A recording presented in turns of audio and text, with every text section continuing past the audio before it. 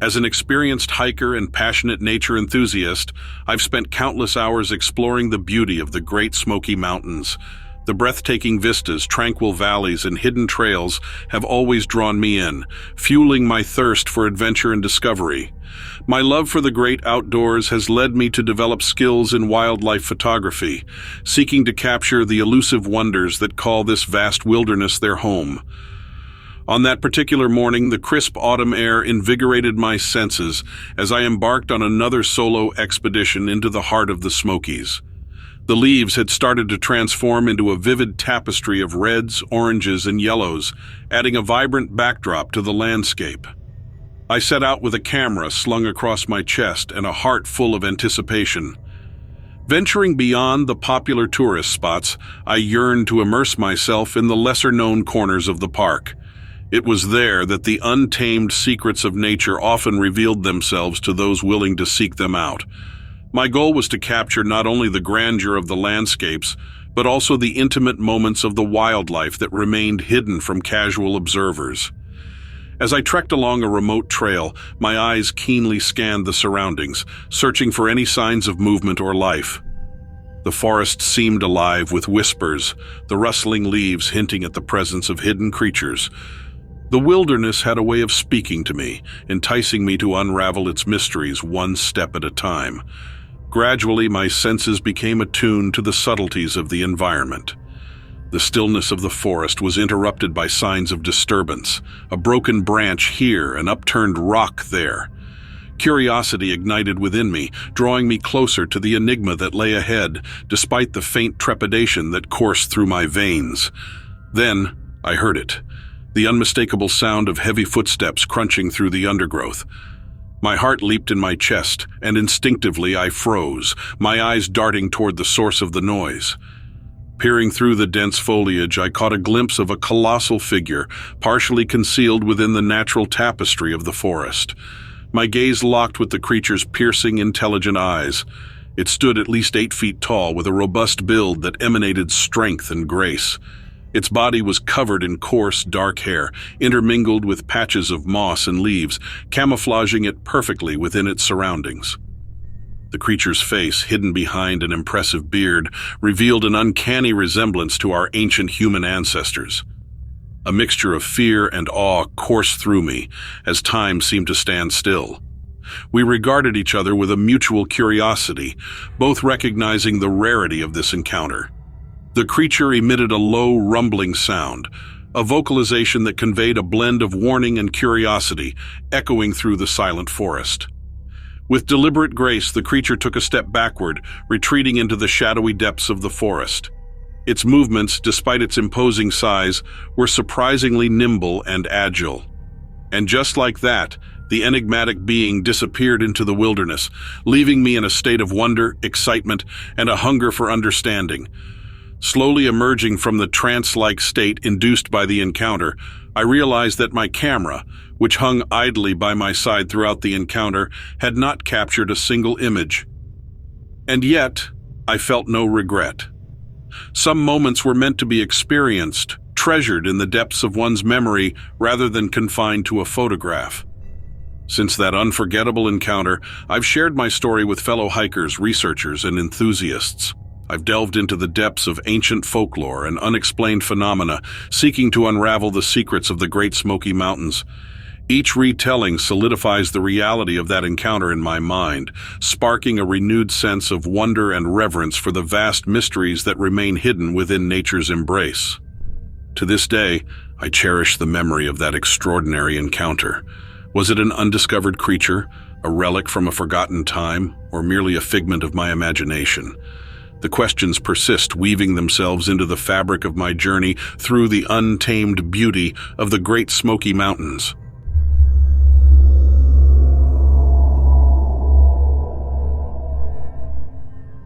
I'm not certain about the whole skinwalker thing or where they live or what they look like, but I was told to post my story here in hopes of some answers. See, I live in the UK, and my friend's uncle owns quite a large bit of land. We go hunting there quite often. We hunt pheasant, rabbits, squirrels, and duck, so there's no need for any high-powered guns, and we usually just take air rifles. Obviously, rabbits are nocturnal, so most of the time we would set up camp and go off with flashlights up at the top of the land where there was less woodland and a higher chance of finding them. But tonight, I suggested we go down to the woodland area as I had seen a few rabbit dens near the creek. My friend was very against going down there and made it clear he wanted to stay up in the fields. I told him, fine, I'll just go off on my own and see what I can catch. So I go down to the creek, which by the way is a very large dip in the ground with a stream running at the bottom. I remember that as I neared the creek, I heard splashing and kicking in the stream, which I thought might have been the rabbits. But when I looked through my scope, there was too much vegetation, and I needed to get closer. As I started to descend the very steep side down to the creek, I noticed a white glint in the corner of my eye. When I looked, I noticed that it was bone. I thought it was quite cool and wanted to get a closer look, but upon closer inspection I could see quite clearly that it was a fully grown female deer, or what was left of it. This was strange because, as I said before, we live in the UK, and we don't have a lot of predators down south where I was. So I thought of all the things it could have been. My friend's uncle? No, he doesn't have a deer hunting license. A very large fox? No. I doubt a fox could kill a deer this size. In the end, I came to the conclusion that it had fallen down the creek and broken its leg and had been left to die. I started walking back up the side of the creek when I heard some rustling on the other side. I scooped in to take a closer look.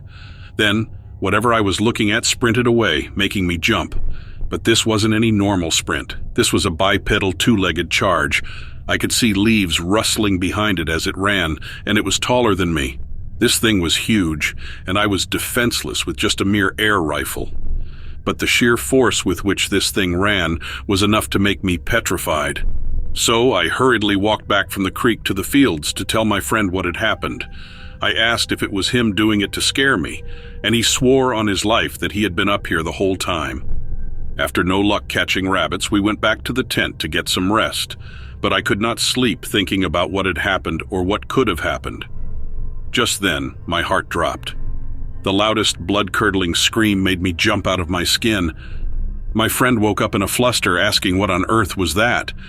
It was then silent for a few moments, and then it happened again. The scream rattled on for almost 30 seconds, and my friend suggested it was a fox, but we had heard foxes scream many times before. A fox can even sound like a woman screaming. This was not it. This was akin to a grown man's scream, but we're out here in the middle of nowhere. Nobody would be on a walk at this hour. Rest assured, we did not sleep that night.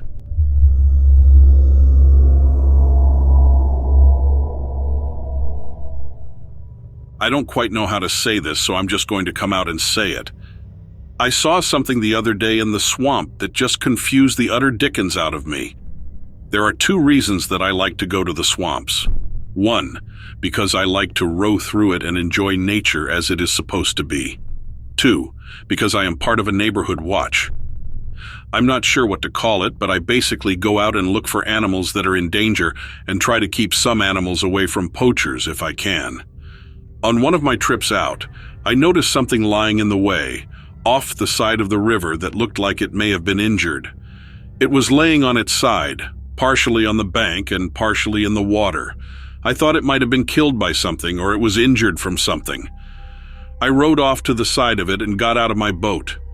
I grabbed my snare pole out of the back and used the handle end to nudge the animal to see if it might have been resting, but it didn't move. Now that I was closer, it looked like it was a young crocodile, maybe only 5 months old. Well, the weird thing is, down here in America, we don't have crocodiles. We have alligators, so this looked very weird to me. I got my snare around where I thought its head would be, and I pulled it out of the water so it could breathe. When I saw that it wasn't an alligator or a crocodile, I don't know if I can describe it quite right, but it looked like a dog. Like a crocodile dog. I know that sounds weird, but that's what it looked like. It had the ears of a dog, the eyes of a dog, and a snout that quite resembled more of a crocodilian-looking thing, except it had the trademark teeth of a crocodile. It was hideous looking. I also noticed that it had huge claws, and it had a mixture of fern scales. What the hell, I thought. Was this some sort of science experiment gone wrong? Its body was green, but again it looked and kind of resembled a dog, a very thick-skinned kind of animal. It was very hideous. Its mouth was hanging open too, like as if it was panting. I took the snare off it and climbed back into the boat. I grabbed a beef jerky stick out of my backpack and opened it. I stayed in the boat, but I threw it towards the thing to see if the smell of meat would wake it up. I saw its nose twitching from the smell. It moved its head sideways to eat it. Whatever it was still very weak and small and frail, but I didn't know why. I grabbed my water and got back out of the boat. I slowly poured the water near it so it could drink.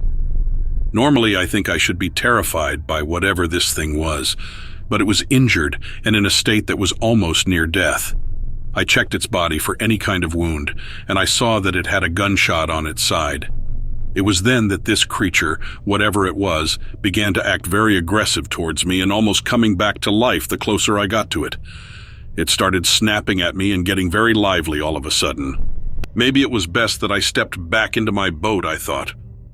And so I did, and this thing started to become much more aggressive and hostile in nature, almost beginning to gain its strength back in a sort of a second wind or something. That's when it started to try and stand up on two legs, even though this thing was tiny, frail, and clearly hurt or injured.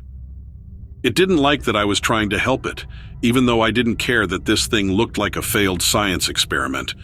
It was in my inner best heart that I wanted to see this thing brought back to health, no matter how hideous it was or unnatural it was. Again, I've never seen a creature like this before. But the second it started acting aggressive and trying to attack me with as little strength as it had, that's when I realized I should get out of there. And so I did. As I'm kind of pulling away, this thing seemed to regain its strength so fast and finally pursued me by jumping back in the water, swimming towards me. Listen, I know this sounds crazy and all, and normally I would tell you you're crazy if it did.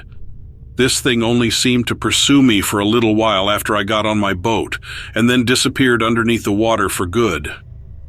I still think about it because this wasn't that long ago, and it was very weird. I've talked to some of my friends about it and other people who are in my animal neighborhood watch group, and nobody seems to know exactly what I'm talking about, or they think I'm making up the story.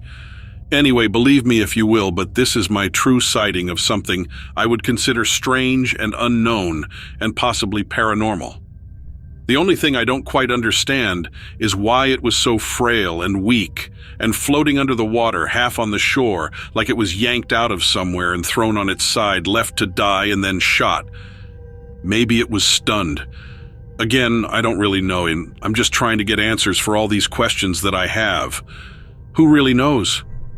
Is it possible that this really was a science experiment and was pulled out here in the swamps and shot, left to die because it was a failed creation?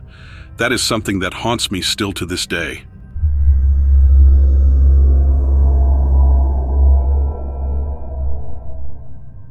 I've got something that's been simmering in my mind for a good while, and I reckon it's time to spill the beans. My name's Earl, and for a good chunk of my life, I worked for the Forest Service up in the thick woods of Wisconsin. My job was mostly paperwork, sifting through reports and complaints from folks living around the forest. Now here's where things get interesting. I started noticing a peculiar trend in the reports. Folks kept mentioning sightings of this enormous creature that looked like a wolf, but get this, it walked on its hind legs like a person. The first couple of times I thought, someone's had one too many beers. But the reports kept piling up, each one more detailed than the last. I decided to start a separate folder for these reports, which I half-jokingly named Big Bad Wolf Chronicles. I noticed that most sightings were around the old Miller's Creek area, a place with a history of strange tales and legends. As the weeks turned into months, my curiosity grew. I found myself staying late, poring over maps and reports, trying to find some sort of pattern. I even started talking to some of the old-timers in town. One fella, Mr. Higgins, told me his granddad used to speak of a guardian spirit that took the form of a wolf to protect the sacred lands. I was torn between thinking there was a logical explanation and wondering if something more mystical was at play. I mean, I'm a man of science, but the sheer number of reports and the conviction in the folks' words made me question everything. One evening I was chatting with one of the rangers, a sturdy guy named Jim, who'd spent more time in the woods than in town. I casually brought up the reports, expecting him to laugh it off. But he didn't. He went quiet, took a sip of his coffee, and said he'd heard the howls and seen the tracks. Tracks that looked like a giant wolf, but only 2 feet. I asked Jim if he'd take me to Miller's Creek. I had to see this place for myself. We set out early one morning, and the deeper we got into the woods, the quieter it seemed to get. Like the forest itself was holding its breath. We reached the creek, and Jim pointed out the tracks. They were just like the reports said. I looked around half expecting to see this creature, but there was nothing. We didn't see the wolf creature that day, or any day. Eventually, I moved on to a different job and left the town, but I never stopped wondering about those reports. Sometimes, late at night, I find myself looking through the old folder, which I kept as a reminder of the mysteries that are out there. I don't know if I believe in guardian spirits or wolf creatures, but I do believe that there are things in this world that go beyond our understanding, and maybe that's all right. Maybe some mysteries are meant to stay unsolved, to remind us that the world is bigger and wilder than the small piece we see every day. It feels good to get it out there, even if I never got the answers I was looking for.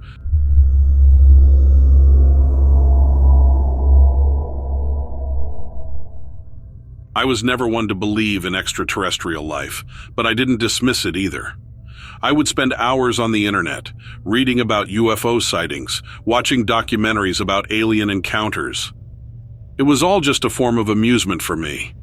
But let me tell you, once you witness something inexplicable, it's no longer a game.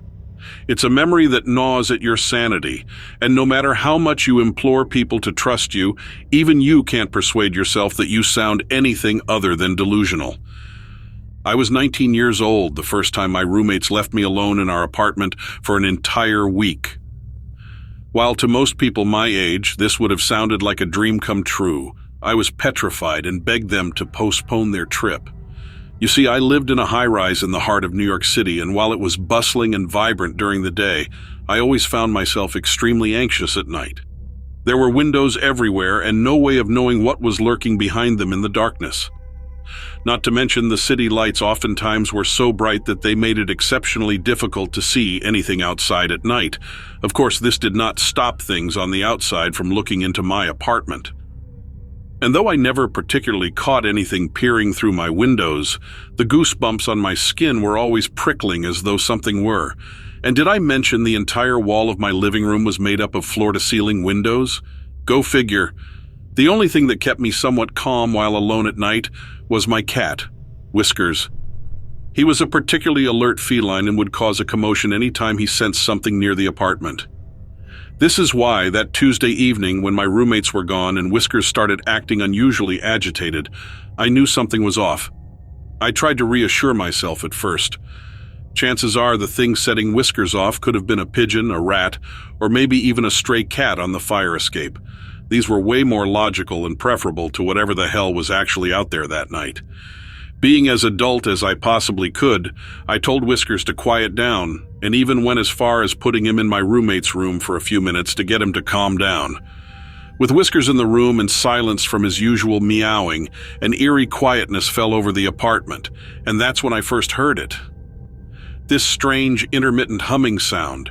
It didn't seem to come at regular intervals. It was random, varying in tone and duration. Almost how you hear spacecrafts hum in those old sci-fi movies. I spent the next 5 minutes combing through the apartment, searching for the source of the humming noise. But the more I searched, the less hope I had for finding it, and the more anxious I became. The last place I had to check off of my search was the living room, and when I heard the humming coming from beyond the window, outside of the apartment, I could hardly breathe.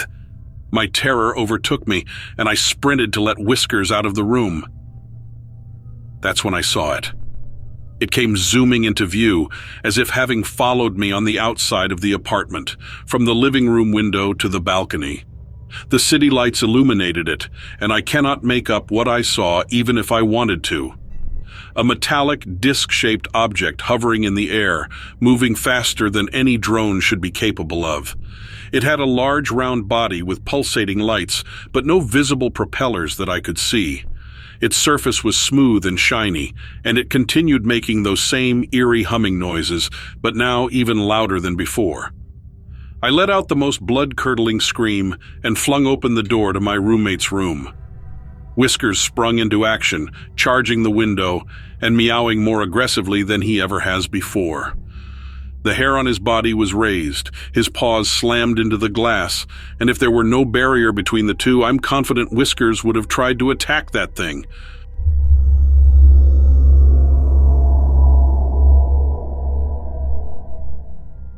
I went to college in Seattle in the early 2000s.